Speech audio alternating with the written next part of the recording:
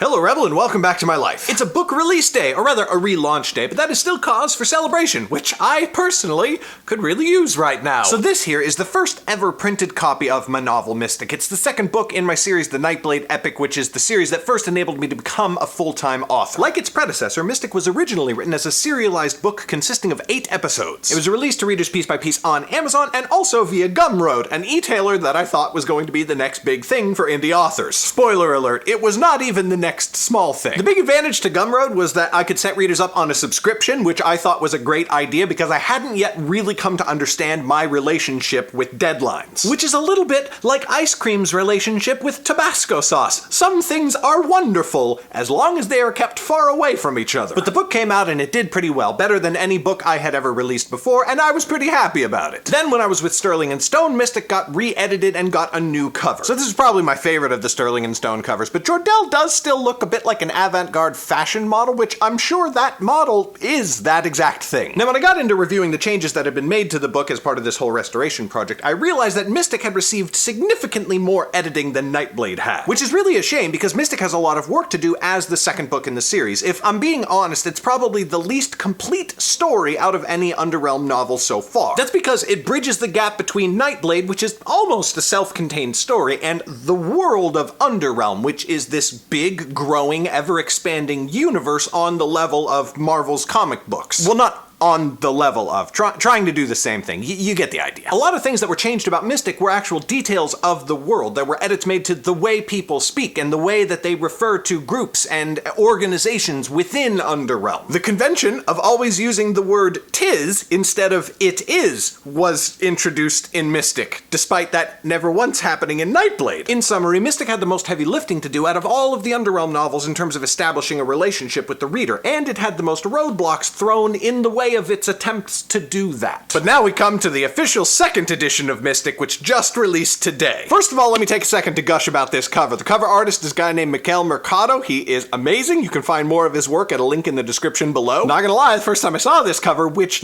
is Jordell exactly the way I've always imagined him, I cried a little. And just like the character, the book inside is the novel I'd originally envisioned when I sat down to continue the story of Nightblade. Mystic is where I feel like I started to grow from a writer who was just trying stuff to an author who was really serious about what I was doing. It's where I started to put true creative work into not just my plot and my characters, but my world and the books themselves, the experience they imparted on my readers. Mystic is where you can start to see, for the first time, the seeds of what has become the world of Underrealm, and which will hopefully continue to grow into a universe where many people are free to tell their own stories. And then, of course, the book is also just, really pretty.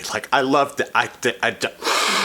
So if you have been waiting for the official release of the second edition, you can find it at the link in the description below. I certainly hope that you enjoy it. That's it for today, Rebel. A huge shout out to my supporters on Patreon, and a reminder to any of you who might not be patrons that anyone who supports me for $5 or more per month gets each new book as I release it. It's like a subscription to my writing career, and it's pretty cool. Thank you so much for watching, and I will see you on Monday.